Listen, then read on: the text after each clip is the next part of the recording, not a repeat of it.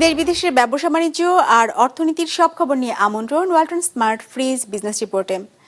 দেশে 2 সপ্তাহের জ্বালানি মজুদ আছে তথ্য বিপিসির। চলতি মাসে সংকট হবে না আশ্বাস বিদ্যুৎ ও জ্বালানি মন্ত্রীর। 3 মাসে খেলাপি কমল 87,000 কোটি টাকা। কেন্দ্রীয় ব্যাংকের বিশেষ নীতি সহায়তার প্রভাব টেকসই হবে কিনা সন্দিহান বিশ্লেষকরা। বেনাপোল স্থলবন্দরে বেড়েই চলেছে মিথ্যা ঘোষণায় পণ্য আমদানি।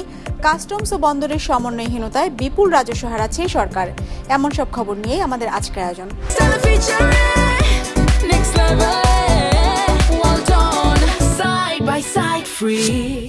দেশে ব্যবহারযোগ্য জ্বালানি তেলের মজুদ আছে 3,48,000 টন। মঙ্গলবার সাংবাদিকদের এমন তথ্য জানিয়েছে বাংলাদেশ পেট্রোলিয়াম কর্পোরেশন বিপিসি। সংস্থাটির হিসেবে দেশের ডিজেলের মজুদ আছে 14 দিনের, আর পেট্রোলিয়ামের মজুদ রয়েছে 15 দিনের, আর অকটেন চলবে 28 দিন। তারপরও মার্চে কোনো জ্বালানি সংকট হবে না বলে জানিয়েছেন বিদ্যুৎ ও জ্বালানি মন্ত্রী। ইরানে ইসরায়েল যুক্তরাষ্ট্র একযোগে হামলা চালালে পাল্টা জবাব দেয় তেহরান।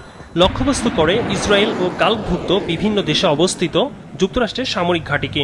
একই সাথে তারা বন্ধ করে দেয় বিশ্বের তেল পরিবহনের গুরুত্বপূর্ণ রুট হরমুজ প্রণালী।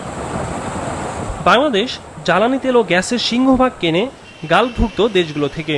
যুদ্ধ ও হরমুজ প্রণালী বন্ধ হওয়ায় তেলের স্বাভাবিক প্রাপ্যতা নিয়ে শঙ্কা দেখা দিয়েছে। এমন পরিস্থিতিতে বাংলাদেশ পেট্রোলিয়াম কর্পোরেশন বিপিসি বলছে, দেশে 3,48,000 টন তেলের মজুদ আছে।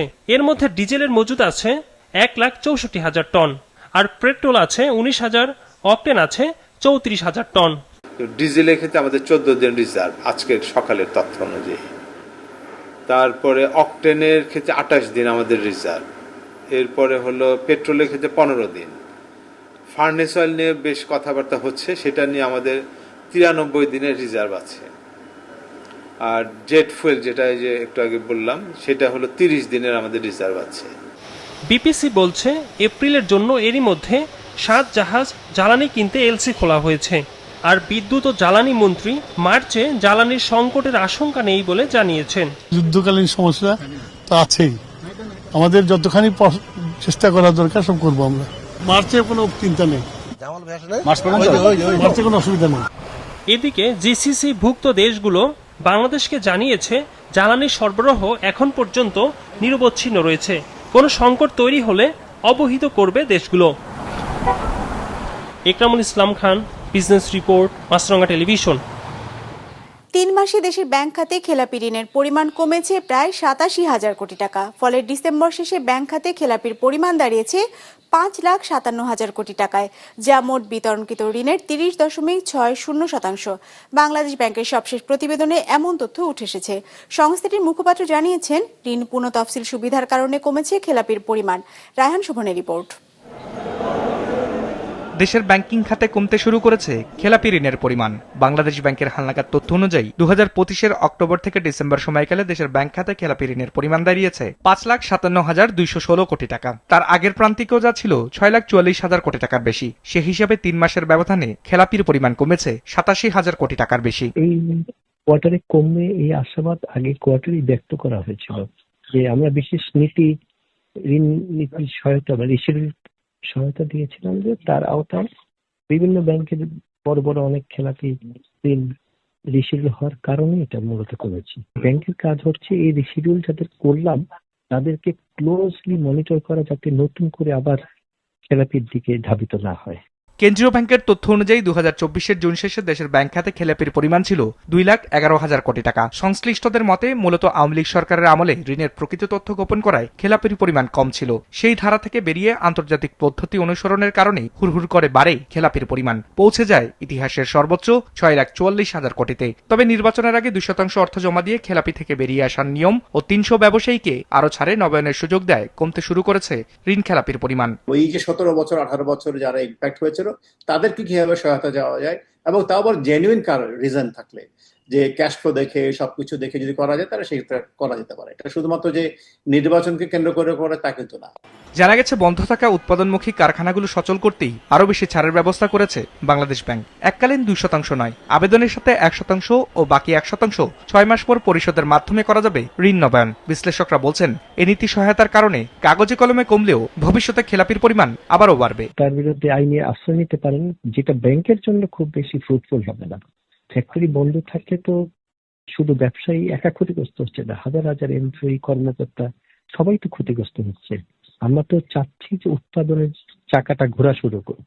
আমাদের যারা ভালো ব্যবসায়ী, যারা নিয়মিত পয়সা দিচ্ছি, তাদের তো কমছে না। ইটস এ মোরাল ইস্যু, এটা definitely is something we need to take care. But unfortunately যেটা হয় যে কোনো কিছু খারাপ কিছুর কস্ট কিন্তু পুরো সমাজ বহন করে। এগুলো করে তো আপনার ঋণের আদায় তো বাড়বেই না, খেলাপির পরিমাণ বাড়বে এবং খেলাপিরা আরও বেশি উৎসাহিত হবে খেলাপি হওয়ার জন্য।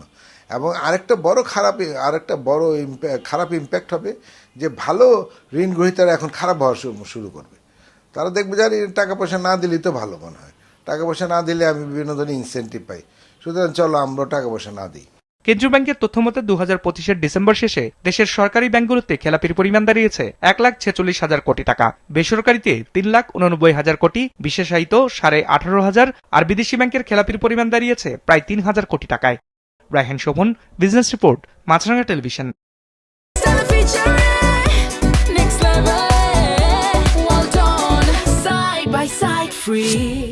বেনাপোল স্থলবন্দরে কম শুল্কযুক্ত পণ্যের ঘোষণা দিয়ে বেশি শুল্ক বা অন্য পণ্য আমদানির ঘটনা ঘটছে অহরহ। নো এন্ট্রি পণ্যের কারণে বিপুল রাজস্ব হারাচ্ছে বন্দর কর্তৃপক্ষ। এর জন্য কাস্টমস ও বন্দরের সমন্বয়হীনতা ও জব্দ হওয়া পণ্যের বিষয়ে জবাবদিহিতা না থাকাকে দায়ী করছেন ব্যবসায়ীরা। যশোর জেলা রিপোর্টার রাহুল রায়ের পাঠানো তথ্য ও ছবিতে ডেস্ক রিপোর্ট। ভারত থেকে পণ্য বন্দরে প্রবেশ করছে, খালাসও হচ্ছে, অথচ তা নথিবদ্ধ হচ্ছে না। ফলে এই পণ্যের কোনো শুল্ক জমা হচ্ছে না কাস্টমস হাউসে। গেল 18 জানুয়ারি ভারতীয় 3টি ট্রাকে 56 মেট্রিক টন মোটর পার্টস আমদানি হয়। এর মধ্যে ঘোষণাবিহীন 3 টন অতিরিক্ত পণ্য ছিল, যার জরিমানা হিসেবে 28 লাখ টাকা আদায় করে কাস্টমস কর্তৃপক্ষ। গত বছর 22 ও 24 সেপ্টেম্বর প্রায় 2.5 কোটি টাকার শাড়ি 3 পিসের একটি চালান বন্দরের 9টি গেট পেরোনোর পর বিজিবির অভিযানে ধরা পড়ে।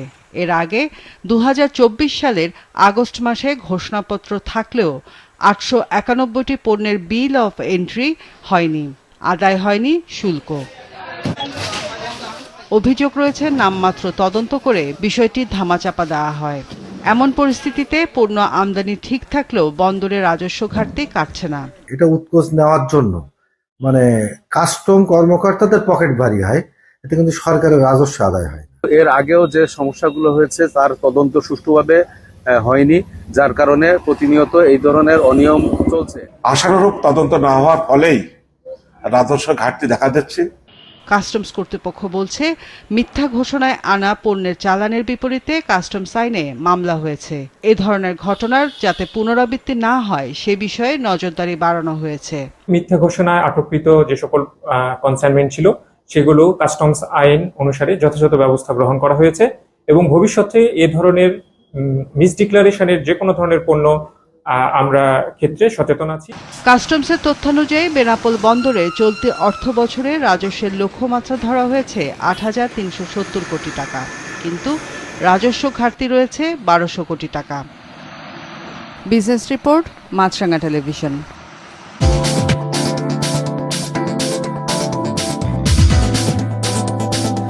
বড় দরপতন দিয়ে শেষ হয়েছে ঢাকা স্টক এক্সচেঞ্জের লেনদেন। সূচক কমেছে 4.25% বেশি। সার্বিক সূচক ডিএসসি এক্স 208 পয়েন্ট কমে দাঁড়িয়েছে 5,325-এ। বেচা কেনা হয়েছে 885 কোটি টাকার। লেনদেনে অংশ নেওয়া প্রতিষ্ঠানগুলোর মধ্যে দর বেড়েছে 31টির, কমেছে 349টির, আর অপরিবর্তিত আছে 11টির দর। এবার বাজার নিয়ে বিশ্লেষণ শুনবো সিটি ব্যাংক ক্যাপিটালের। আজ দিনের শুরুতে মার্কেট কিছুটা ঊর্ধ্বগতি নিয়ে তার লেনদেন শুরু করলেও কিছু সময় পর ইনভেস্টরদের মধ্যে সেলের প্রবণতা লক্ষ্য করা যায়, যা অব্যাহত ছিল দিনের শেষ ভাগ পর্যন্ত। ফলস্বরূপ মার্কেট 209 পয়েন্ট নেগেটিভ নিয়ে আজ তার লেনদেন শেষ করে। আজ মার্কেটে লেনদেনরত কোম্পানির মধ্যে শেয়ার মূল্য বেড়েছে 31টি কোম্পানির, শেয়ার মূল্য কমেছে 349টি কোম্পানির এবং অপরিবর্তিত ছিল 11টি কোম্পানির শেয়ার মূল্য। আজ মার্কেটের টোটাল টার্নওভার ছিল 885 কোটি টাকা। মার্কেটে গত সপ্তাহের এভারেজ টোটাল টার্নওভার ছিল 724 কোটি টাকা এবং চলতি সপ্তাহের 3 দিনের টোটাল টার্নওভার ছিল 814 কোটি টাকা। আজকে সবচেয়ে বেশি লেনদেন হয়েছে সিটি ব্যাংকের। আজ এদের প্রায় 55 কোটি টাকার মতো লেনদেন হয়েছে। দ্বিতীয়তে ছিল রবি। ইন্ডেক্স কমার জন্য সবচেয়ে বেশি কন্ট্রিবিউশন রেখেছে ব্যাট ভিসি। গেনার লিস্টে প্রথমেই পাচ্ছি premier leasing and finance limited এবং দ্বিতীয়তে ছিল টুংহাই নিটিং অ্যান্ড ডাইং লিমিটেড। সেচের খরচ বেড়ে যাওয়ায় দিনাজপুরে অন্যান্য বছরের চেয়ে বড় আবাদে বাড়তি খরচ গুনতে হচ্ছে কৃষকদের। তাদের অভিযোগ, বিএডিসির প্রকল্পের আওতায় জমি সেচ করতে গিয়ে তাদের কাছ থেকে অতিরিক্ত অর্থ আদায় করা হচ্ছে। এতে চরম বিপাকে পড়েছেন কৃষকরা। দিনাজপুর রিপোর্টার রেজাউল করিম রঞ্জুর পাঠানো তথ্য ও ছবিতে ডেস্ক রিপোর্ট। দিনাজপুর সদর উপজেলার শেখপুরা এলাকার কৃষক মোহাম্মদ আজাদ চলতি মৌসুমে 25 বিঘা জমিতে বোরো আবাদ করেছেন। তিনি ফলনও ভালো আশা করছেন। তারপরও ফসল বিক্রি করে কতটা লাভ হবে তা নিয়ে এখন তীব্র শঙ্কায় আজাদ। বিএডিসির ক্ষুদ্র সেচ উন্নয়ন প্রকল্পের পাম্পের পানি দিয়ে ক্ষেতে সেচ দেন তিনি। তবে এ খাতে বিঘা প্রতি নির্ধারিত খরচের চেয়ে 1000 টাকা বেশি খরচ গুনতে হচ্ছে তাকে, যা গতবারের চেয়ে অনেকটাই বেশি। এরা তো প্রতিবারই খালি পানির দাম বেশি ধরে, তো এইবারও 1000 টাকা করি একরে বেশি করে ধরতেছে। এইভাবে যদি আমরা আবাদ করি, টাকা পানির পয়সা বেশি লাগে, তাহলে আমাদের কেমন করে কি করব? আজাদ একাই নন, প্রকল্প থেকে সেচ সুবিধা নেওয়া জেলার সব কৃষককেই গুনতে হচ্ছে এখানে বাড়তি খরচ। পড়তে হচ্ছে চরম বিপাকে। গতবার আমার ওই জমিতে 4,500 টাকা 3,500 টাকা নিছে, আর এবার বলতে যে লাস্ট 5,000 টাকা। আমি 1500 টাকা করে দেই, এবার 2000 টাকা মানে না। ভোগান্তির এখানেই শেষ নয়, বাড়তি টাকা দিয়েও সেচের জন্য সময় মতো পর্যাপ্ত পানি পাচ্ছেন না তারা। একটা যে আবাদ করি যে পোষাবো, যে আমাদের যে 2 টাকা লাভবান হবে, সেটাও হচ্ছে না। কিছু কিছু জায়গায় 3500, কিছু কিছু জায়গায় 4000 টাকা এইভাবেই চলতেছে আর কি। যদি না দিই সোনা পানি দেওয়া বন্ধ করে দিই।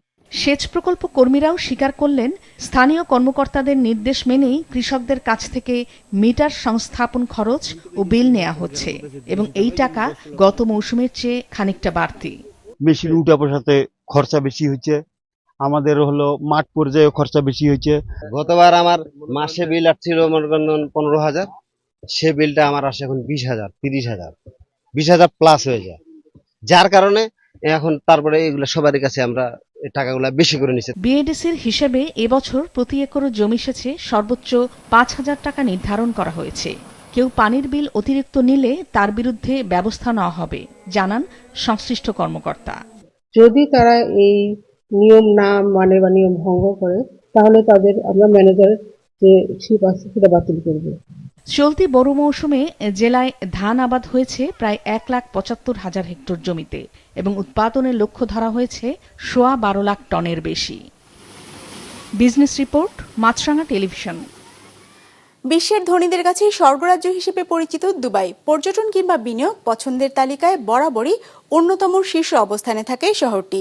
তবে মধ্যপ্রাচ্যের বিভিন্ন দেশে ইরানের প্রতিশোধমূলক হামলার জেরে দুবাইয়ে বসবাসরত ধনীদের শহর ছাড়ার হিড়িক পড়েছে। বাণিজ্যিক ফ্লাইট বন্ধ থাকায় দুবাই ছাড়তে প্রাইভেট জেটের ভাড়া আকাশ ছুঁয়েছে। বিস্তারিত ডেস্ক রিপোর্টে।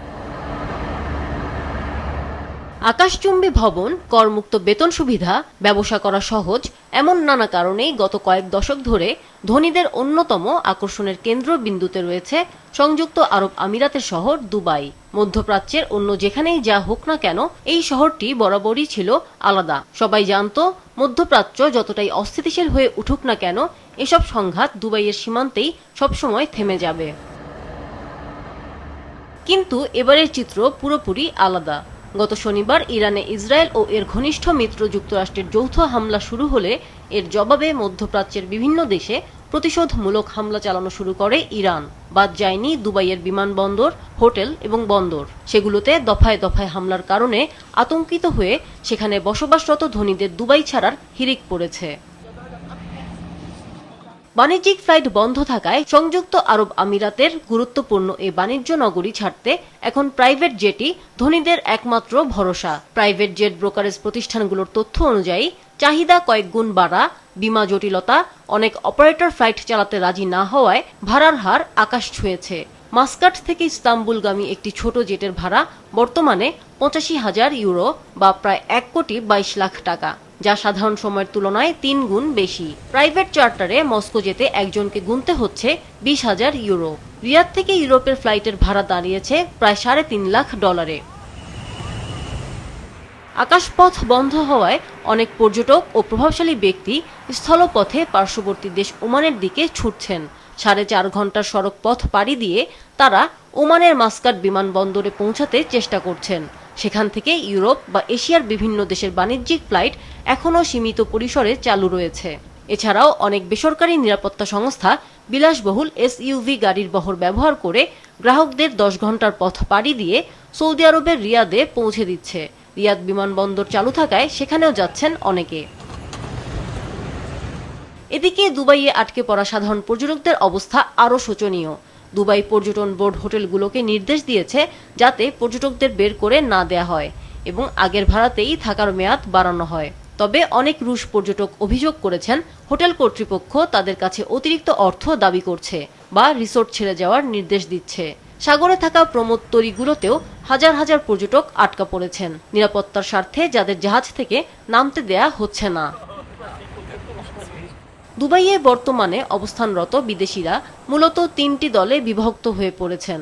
এক দল ওমান সীমান্ত দিয়ে পালানোর চেষ্টা করছেন, দ্বিতীয় দল পরিস্থিতি স্বাভাবিক হওয়ার আশায় সৈকতে সময় কাটাচ্ছেন, আর তৃতীয় দল সরকারি নির্দেশনা মেনে নিরাপদ আশ্রয়ে অবস্থান করছেন।